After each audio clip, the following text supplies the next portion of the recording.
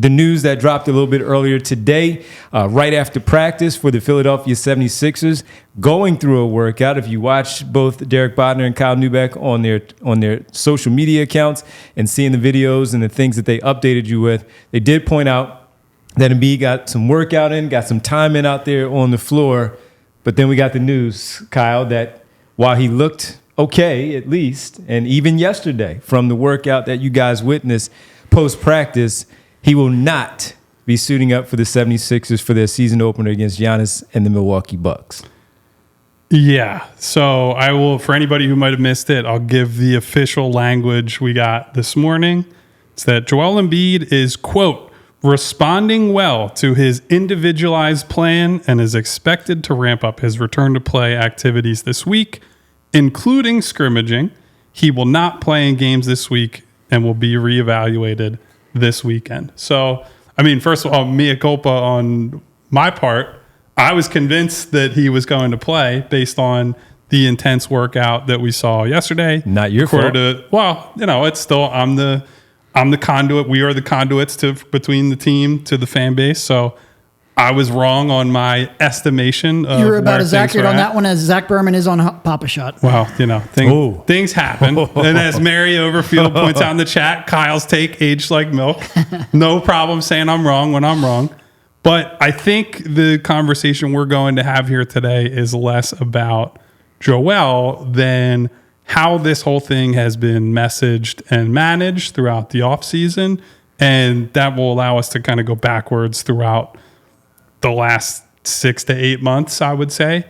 Nick Nurse essentially throughout this preseason has said everything is on schedule. We're ramping him up as we've hit these various milestones, you know, different preseason games, different parts of the training camp process. All along, not only the head coach, but the messaging from the organization has been, he's on schedule. He's on schedule. Everything's good. Joel looks good. We can walk into the gym and see with our own two eyes. Joel does look to be in good shape. You know, these workouts we've seen the last couple of days, he has looked good. He looks good physically. Looks like the touch is there. He's as involved as he can be in these post-practice workouts. And there just is something missing. What it is, I could not sit here and tell you right now. When you say he didn't suffer any setbacks, we're happy he played in the Olympics. The preseason has gone exactly as planned, but the plan was apparently for him to miss at least the first 2 or 3 games of the season. Like that, just the basic logic behind that does not hold up. And so I can't get an answer on why or how this would be the case, right? Like if you had said in early October while we're in training camp, like, hey, as of right now, or at some point later in the preseason even, as of right now, we're looking at he might not be ready for the start of the season. That might be a thing. Then I don't think there would have been this visceral reaction today. But this follows in a historical trend of like they try to push right up until they can't anymore. And now it's, well, this was the plan all along for him to not play the regular season opener or the opening weekend of games. Like, that's clearly nonsense. There's no way. The ramp is as big as the ramp can be, right? There will be no bigger ramp during the season. This is the longest layoff he can possibly have leading into a game. And they're telling you he's not ready. So something along the way did not go as planned. What that is, I cannot sit here and tell you. But all the frustration that is being unleashed on social, in our chat, in our diehard Discord today, 100% justified. I had said to people during the offseason, during the last, let's say, few weeks, month or so, let's wait until we get to opening night. Like, it's him not scrimmaging in and of itself is not necessarily a big deal. If he's going through the rest of practices, if he's going through these workouts, that's great. I just don't know how you can sit here and look people in the face and be like, yeah, this was the plan, to spend the whole summer, and then he just can't play for reasons that are not being made clear on opening night. I'm not ready for today's show. I'm not starting at 3. I'm ramping You're up. On your ramp. I'm ramping up for our show. It's part of my plan. I cannot tell you why it's part of my plan or why my plan is different, but just trust me, it's fine. No, it is. I don't care about Joel Embiid playing a game in October. This game doesn't matter. Why he's not ready does matter. And when there is a void of information, fans will fill it with their worst possible nightmares. And this team, through many iterations of the front office, has failed at the messaging time and time again. And Kyle's right. You can't just say it's part. Boy, there's a first time for everything. Trust me, said buddy, I was right. I didn't like saying that, but I did because it was warranted. You can't just say it's part of the plan without telling us why the plan is what it is. If the plan was, and I think it's preposterous, if the plan was for Joel Embiid not to be ready for the start of the season, then you have to tell us why he wasn't able to be ready for the start of the season. Yeah. The surgery was 8 or 9 months ago now. He played basketball 2 months ago in the Olympics. There was no... To Kyle's point, and again, that's twice in like a minute, and I really don't like that. This is as long of a runway as he will ever have. So clearly, it's not about being cautious. I'm all for them being cautious. If he only plays 50 games and that's part of the plan, I'm fine with that. But cautious is like, there's a back-to-back. We're not going to play him. There's 3 and 4 nights. He's only playing one of those games. This was a long road trip. Maybe we're going to give him off because he's logged a lot of minutes here, even if they're not in back-to-backs. Or his knee doesn't feel great. We're just with an abundance of caution, he's going to sit. Or he tweaks an ankle, no reason for that's being cautious. Not being ready for opening day is not being cautious. Something had to have happened.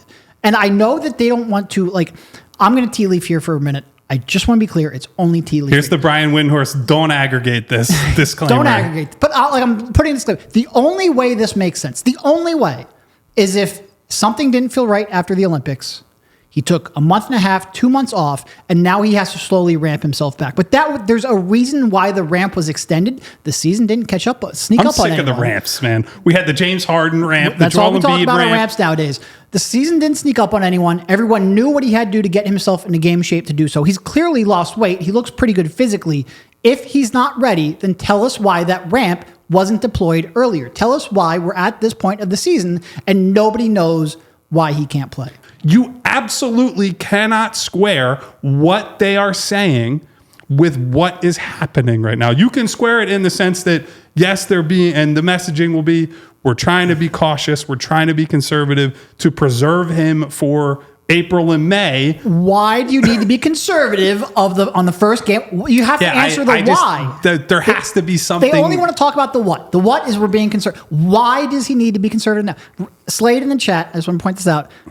Acronym for RAMP, really ambiguous medical protocol. That is a Sixers ramp. That's A+, perfect. It's very frustrating. And like I said, I don't care if he misses this game. I truly don't. If he's not ready, he shouldn't play, but we need more information on why he's not ready for the first game of the season. It's not because I want to go out there and play. It's not because I think they need to, come out strong or yada, yada. I just want to know if he was able to play basketball 2 months ago. And people are in chat saying, like, well, he didn't look great then. Okay, but the team has never acknowledged that he felt any pain in the Olympics. Like, correct. We need a reason for why he is not ready to go, and they're just not willing to give it. With the Olympic part, it was more of why he did it and why it was good for them and him for reasons that and we they doubled down on that. Nurse and they doubled down on that. They Yes. said today, like, I think the experience was great for him. Mm-hmm. How can you square all these, like, individually? Any of these things can make sense on their own, right? Not playing in the game, him playing in the Olympics, taking the long-term view, all those things in isolation make sense and you can justify. It's the complete package of all this stuff where you look at it all and say, when you jam it all together as one complete picture, it does not add up, that there is something that is being left out, whether it's insidious, whether it's just like there's a level of uncertainty that everyone's going to have to deal with. I can't tell you, but it's nonsense on some level. And you both brought up the fact that he's not playing in the opener, and that's okay. People accepted the fact that the back-to-backs were not going to be a thing. Yeah. They accepted the fact that he wasn't going to play in the preseason. A little pushback, but they accepted the fact, okay, as long as he's going to be ready based on the messaging that was shared, that yes, he's going to miss the preseason because we're going to try to make sure he's ready for the regular season to get things started in the opener against the Milwaukee Bucks. And that's what it is. It's just the messaging. And look, as you said, conduit for the fans, and which is why you were saying you wanted to apologize in the very beginning. But you were only going off of, again, what you saw and what you felt the messaging was and how he looked out there on the floor. And with it, That's the same thing that the fans want. The fans don't expect you to tell them everything 100%. No. But they do want you to tell them something that as they are paying their money, which is what a lot of people talk about. A lot of people bring up the And fact that they have to, deservedly so. and deservedly so, because of the prices and what Yes. they have to do to pay for these tickets. They want to be very clear on what they are paying for. They love Tyrese Maxey, but you know what? As much as they may complain about Joel Embiid, they want to see him out there on the floor because he gives them the best chance to win and advance in every game and every round in the postseason and all of that. And that's where the frustrating piece does come in, because we do hear from a lot of them. They hear from a lot of them. And then when they have to pull back on the message and decide, you know what, we're not going to share this piece, it is very frustrating. We were all, I mean, look, even though you said what you said yesterday, all right, there was a 50-50 chance that might have changed because of they change at 6:45 when he's warming up and they're like, all right, he's not going. Those things happen. But And by the way, the point you're bringing up about the fans are spending Yes. their money, that is part of why I say to open the show, mea culpa, I was wrong, because people do, to even if it's a very minor degree, even if it's one person, if somebody buys a ticket based on me or Derek or you saying something like, I think he's going to play, Yes. then I own that. Like I have a level of responsibility as someone who covers this team to get stuff right, or at least be right most of the time, right? And so that's why that matters to me. I don't want to steer people into like, oh yeah, Joel's playing tonight, PG's playing tonight. These people spend, they work hard, they spend harder money to go to a game, and then they show up and it's like, hey, Andre Drummond and KJ Martin in the starting lineup. Like I don't want to steer people wrong. And that matters to me. It should matter more to the Sixers than I think it has over the last, month or two, however you want to say it. the way that people have been excited about the start of the season, it's game one. It is game one, but it's frustrating because you want to see your star. You want to see what they put together. We talk about it being the big three, and you want to see the big three start off. It's unfortunate that Paul George had the hyperextension and now the bone bruise. Maybe he's going to miss game one, but at least some people were able to lean on that Tyrese Maxey and Joel Embiid were going to be able to start the season against the Milwaukee Bucks on Wednesday. We all silly like the mayor.